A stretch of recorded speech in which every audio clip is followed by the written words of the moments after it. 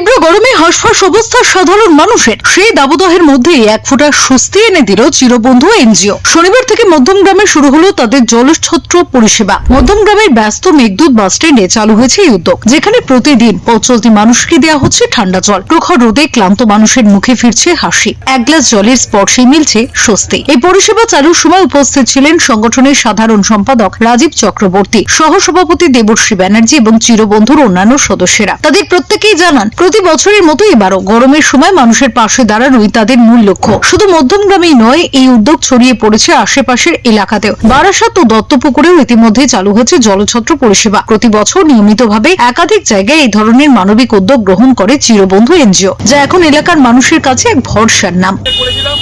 এবং সঙ্গে সঙ্গে চলছে বারাসাত শাখাতেও চলছে এবং আগামী দিনে দত্তপুকুর শাখাতেও শুরু হবে।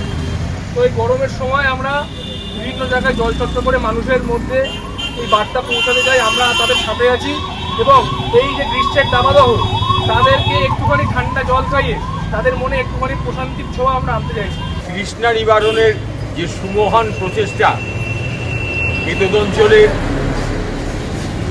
যুবকবৃন্দ যে নিয়েছে, তার জন্য তাদের সাধুবাদ জানাই। সবচেয়ে বড় কথা হচ্ছে, এই গ্রীষ্মের দাবদাহে লোকে যখন এই স্টপেজে নামবে, তারা অন্ততপক্ষে তাদের তৃষ্ণা নিবারণ করতে পারবে। ধন্যবাদ সকলকে, এই যুব সম্প্রদায় যারা এই ব্যাপারে সচেষ্ট হয়েছে, তাদের সকলকে ধন্যবাদ জানাই। মানবিকতার এই ছোট্ট প্রয়াসে আজ বড় বার্তা দিচ্ছে, সমাজের পাশে দাঁড়াতে বড় কিছু নয়, প্রয়োজন শুধু ইচ্ছা আর আন্তরিকতা। ফেরো রিপোর্ট, চ্যানেল 10।